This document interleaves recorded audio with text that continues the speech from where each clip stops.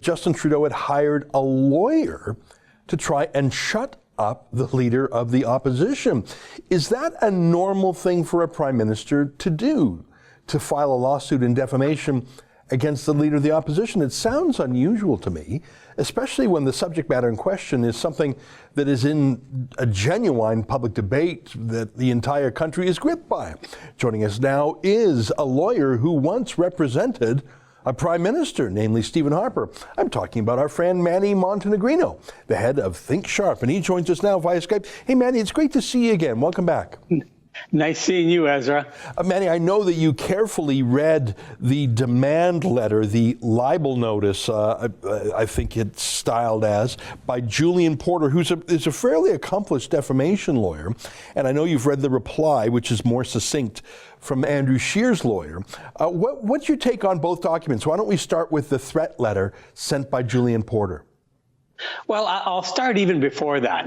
I can't see how any lawyer would take that file on. You have incredible facts. This is a defamation case that is taken on by a prime minister who has been cited by his own attorney general as some form of pressure towards obstruction of justice. This is a prime minister who has had 5 attorney generals write to the RCMP to investigate for obstruction of justice. You have an ex-attorney general of Ontario, Michael Bryant, who said it's clear obstruction of justice. You have a prime minister who is let go indirectly over a period of time, the attorney general that was trying to protect him. And if that person came into my office, the last thing I would do is say, let's start a defamation case. Yeah. Particularly, Ezra, when you've gone through all the trouble of keeping people quiet. Right. You've silenced the Attorney General, Jody. You silenced Jane Philippot. You silenced the committees. There are 2 committees that we're looking into. So you're trying to silence everybody, yet you want to commence an action where you can no longer seek any silence. It is absurd.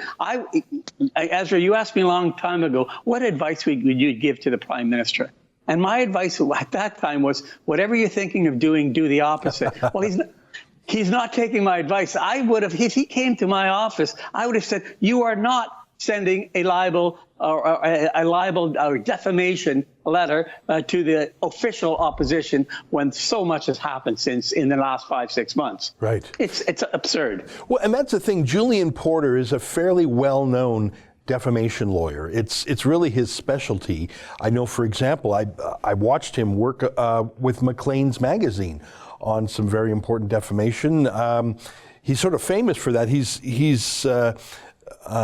I think he's been practicing probably 50 years. So surely he knows how this is going to end. If it would go to court, Trudeau would have to give real answers under oath. He couldn't bob and weave like he does in question period. He'd have to give his records unredacted. He couldn't just unilaterally deny them.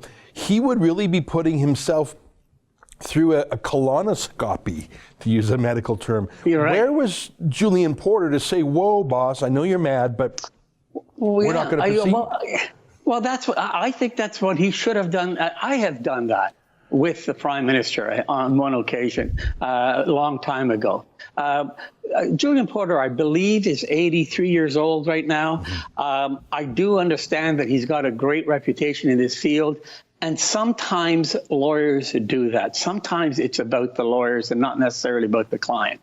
I would have certainly given the evidence, and then who comes into my office? That's the one thing I used to do, and I used to sit there. Now I have a prime minister who has been found guilty 5 times of ethics breaches. I have a prime minister who refused to recuse himself when he gave millions of dollars to a lobbyist.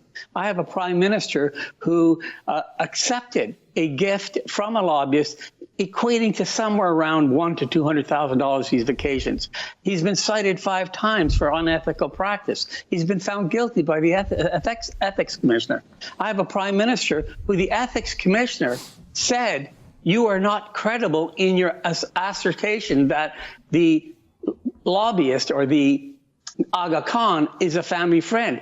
When you have a judge, as Prime Minister Trudeau calls the ethics commissioner, a judge, when a judge says you're not credible in your claim that the person is a friend and makes that as a finding in her report, and you have basically all lawyers. I mean, you have Warren Kinsella, who's also a lawyer, saying this is obstruction of justice, and he worked in the war room with the Liberals. You have basically a lot of attorney generals saying this is obstruction of justice. What are you doing putting the case forward? That's the last thing that he should be doing. You have a Maclean's article that basically calls him an imposter. So I think this is probably you can't say the biggest mistakes, because he said it's just one of the many mistakes that he's doing. He's got a very, very weak legal team. When the Attorney General said, "I'm protecting you, Mr. Prime Minister," there were lawyers in the PMO's office that failed to protect the Prime Minister under rule of law. And in my opinion, these people should step forward and say no. And the problem, Ezra, in my opinion, is nobody has ever said no to Justin Trudeau. That's an excerpt from the Ezra Levant show. Every day I do a video monologue and then I interview an interesting guest. And then I end by reading my hate mail. But you've got to subscribe to it, which you can do at therebel.media/shows.